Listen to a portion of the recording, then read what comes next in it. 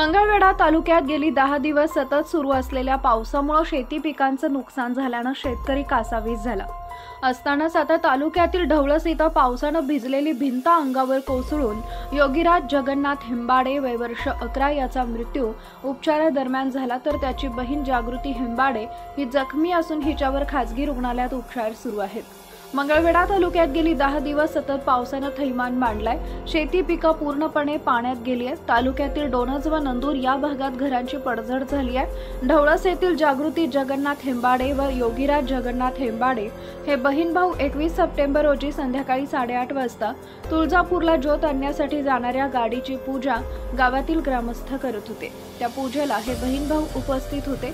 पूजा करून घराकडे बोळातील रस्त्यातून जात असताना अचानक पावसानं भिजलेल्या जुन्या वाड्याची भिंत अंगावर कोसळून हे दोघे गंभीर जखमी झाले।